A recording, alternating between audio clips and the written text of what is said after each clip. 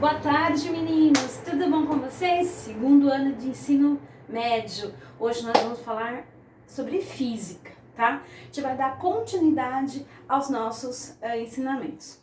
Na última aula nós aprendemos o que era calor sensível e calor latente. O calor latente significava o quê? A quantidade de energia necessária para que ele se transformasse.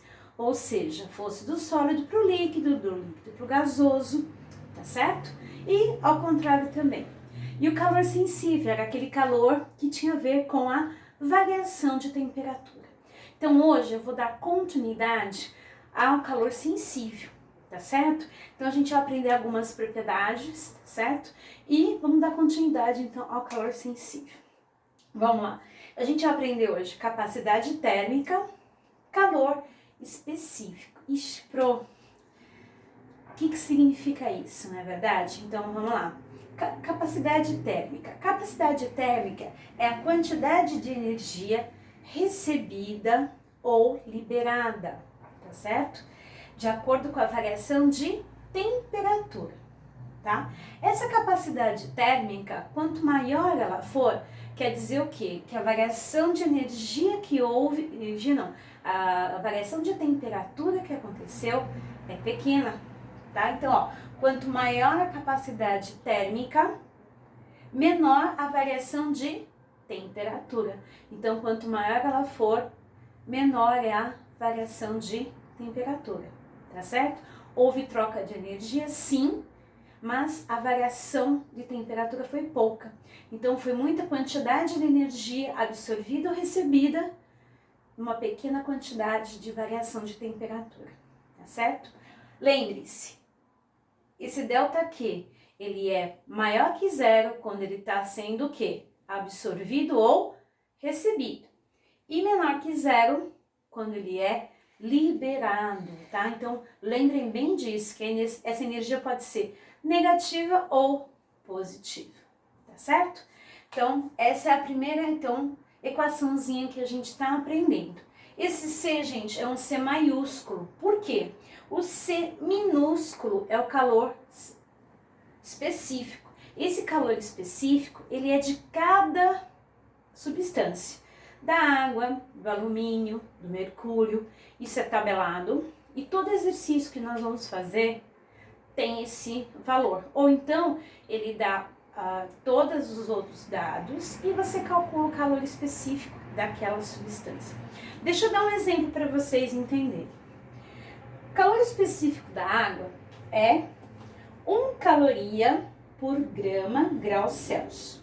E o calor específico do alumínio é 0,22 calorias por grau Celsius. O que significa calor específico, então? Significa o seguinte: se eu for esquentar uma água, 1 grama, vamos começar, 1 grama de água. Se eu for variar, vamos supor, de 20 a 21 graus Celsius, qual é a energia que ela vai ter que absorver? 1 caloria, certo? Se for ao contrário, se eu diminuir de 15 graus para 14 graus, 1 grama. Então, se eu quiser resfriar 1 grau, tá? 1 grau, 1 grama de água, quanto que ela tem que liberar? 1 caloria. E o alumínio, tá? O alumínio, se ele for aumentar de 10 para 15 para 11 graus, eu tenho que fornecer somente 0,22 calorias. E se for o contrário, resfriar de 11 para 10 graus, eu estou resfriando. Quanto que ele tem que liberar? 0,22 calorias. Então, o que significa dizer? Significa que se eu for esquentar a água, ela precisa de muito mais quantidade de calor do que o alumínio, tá certo? Então, assim, a água, ela demora para esquentar, mas também demora para resfriar. No caso do alumínio, não. Ele esquenta muito rápido, mas também perde calor muito rápido, certo? Por isso que quando você faz comida ele esquenta muito rápido a panela, mas também esfria muito rápido. Por isso que a gente não serve comida dentro da panela, certo? Porque essa troca térmica de receber e liberar é muito rápido. Porém, a água em si, ela demora mais, porque seu calor específico é maior. Então, a quantidade de calor fornecida ou recebida é maior. Isso que é calor específico, tá certo? Então, para variar 1 grau Celsius, tá? Para variar ou para cima ou para baixo, tá?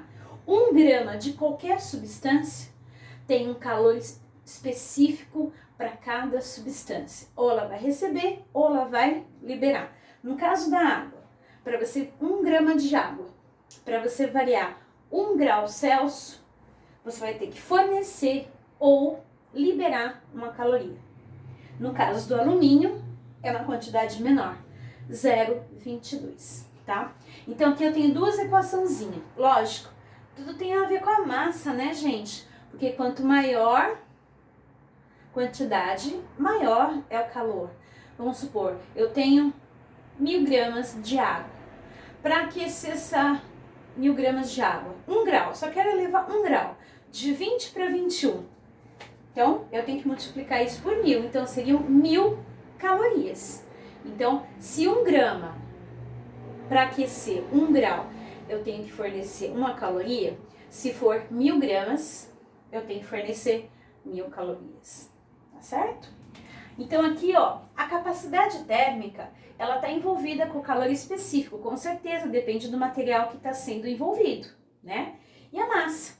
De novo, quanto maior a massa, maior a energia necessária, porque a energia para você esquentar uma xícara de água, que é 200 ml, e 1000 gramas de água. Aonde você precisa de mais energia? Na quantidade maior. Então, você tem duas equações para capacidade térmica. Uma que envolve temperatura e quantidade de energia, e uma que envolve massa e calor específico. Uma outra coisa que eu esqueci de falar, unidade de capacidade térmica. A unidade de capacidade térmica, então, tem a ver com caloria, que pode ser joule. Joule, gente, é uma quantidade, quantificar a caloria, tá? É o sistema internacional. Ou joule ou caloria. A gente tá acostumado muito mais com caloria. Joule por grau Celsius, caloria por grau Celsius. Então, para variar 1 grau, você tem uma quantidade X de caloria. Vamos supor um exemplo, 500 calorias por grau Celsius. O que significa isso? Para eu variar 1 grau Celsius essa substância, esse corpo, o que ele vai precisar? 500 calorias. Se for para aquecer, absorver. Se for para resfriar, liberar. Tá certo? Deu pra gente entender? Se você ficou com dúvida, volta o vídeo, reveja novamente ou vai lá no Classroom, lá no chat da atividade, pergunta pra mim e a gente conversa. Tá certo? Eu vou estar postando esse vídeo na próxima semana e aí vocês vão poder fazer os exercícios. Tem também um material escrito, tá? E aí vocês vão poder juntos fazer os exercícios. Eu vou estar colocando a data, tudo direitinho, tá bom? Então vem pra cá mais um pouquinho, não terminou ainda não, tá? Se eu juntar, né, Czão e Czão, não é a mesma coisa que eu tô falando? Esse Czão, o que que é? Capacidade térmica. Eu posso juntar essas duas fórmulas, tá? Podendo juntar, ó, eu juntei essa primeira parte igual essa segunda parte. Eu juntei. Por que que eu tô juntando? Porque a gente vai determinar a quantidade de energia liberada ou recebida. E ela tem tudo a ver com a massa, quantidade de massa, o calor específico do material que você está utilizando e a variação de temperatura. Poxa, mas essa variação de temperatura, o que que é? É a temperatura final, vamos supor, menos a inicial, tá? Eu começo a esquentar uma água, a temperatura inicial, antes de eu colocar no fogo, é 20 graus. Termômetro 20 graus. Então, essa é a temperatura inicial. Ok. Aí, eu esquento essa temperatura, um tempo, vai 5, 10 minutos, desliga. Nem deixei ela ferver, tá? Deixei uns 10 minutinhos, desliguei. Eu medi novamente, deu 60 graus. Ok, qual que é a variação de temperatura aí? 60 não foi o final? 20 não foi o inicial? Então é 60 menos 20. Essa variação de temperatura é 40 graus. Deu para entender? Então é a temperatura com que você terminou o processo menos a temperatura que você iniciou o processo. Esse ΔT pode ser negativo? Pode. Vamos supor, você pegou uma água quente, tá? Vamos lá, a mesma que eu esquentei, 60 graus. Ela começou aqui em cima.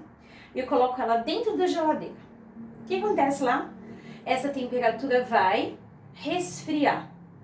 Vamos supor que eu espere até meus 20 graus. Tiro da geladeira. Então, o início foi 60. O início, tá? E o final foi 20. Então, vai ser, né, final menos inicial. Final 20 menos 60, que é o inicial. Quanto vai dar isso? Menos 40. Então, essa temperatura aqui pode ser negativa? Pode. Depende, se for resfriamento, essa variação vai ser negativa. Se for aquecimento, essa variação vai ser positiva. E isso ajuda a determinar a quantidade do quê? Porque se ele for maior que zero, sabe que ele está sendo recebido, absorvido. Se ele está sendo negativo por causa dessa variação de temperatura, ele vai ser o quê? Negativo, certo? Foi o que eu falei agora, resfriamento, tá? Eu vou dar um exemplo, eu vou ler o que está na folha de vocês. Então, assim, esse exercício você vai ter, é só para você pegar na sua folhinha, tá bom? Então, vamos lá. Qual a quantidade de energia recebida por um coletor solar contendo 1.500 gramas de água em sua tubulação, quando sua temperatura passa de 21 para 63? Dados: calor específico da água, 1 caloria por grama grau Celsius. Beleza, vamos ler de novo e ver os dados. Como eu sempre falo para vocês, raciocínio, gente, para você não se perder na hora de estar fazendo o exercício, coloca os dados, coloca tudo que o exercício está te fornecendo.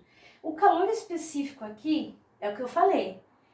Ele está falando que é da água, então ele tem que dar aqui. Você não é obrigado a saber, a não ser que seja a pergunta do exercício, tá? Então vamos lá. Qual a quantidade de energia recebida? Opa, aqui já temos uma informação. O ΔQ é positivo, por quê? Energia recebida, então eu sei que esse ΔQ tem que ser positivo. Se der negativo, alguma coisa eu errei, tá? Primeira coisa aqui. Continuando.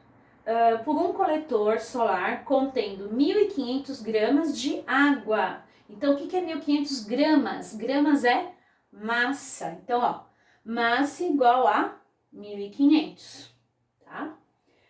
Em sua tubulação.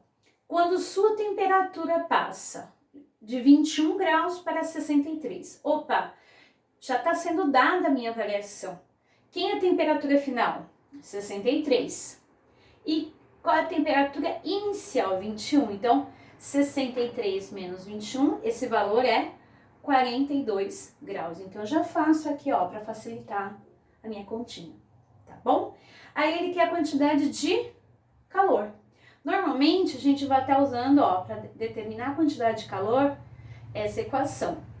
Caso contrário, você tem que prestar muita atenção nos dados. Se ela falar de capacidade térmica, pode ser uma dessas duas. Então, falou de capacidade térmica, é uma dessas duas. Se não falar nada de capacidade térmica, você já vem para essa, tá certo? Então, vamos lá. ΔQ, MC, ΔD. ΔQ é o calor, eu sei? Não. Então, eu mantenho, tá? Eu mantenho essa incógnita, é o valor que eu tenho que determinar. M é massa. Opa, no meu exercício tem massa. Então, massa é igual a 1.500 gramas. Vezes, esse pontinho aqui é vezes, tá? Calor específico.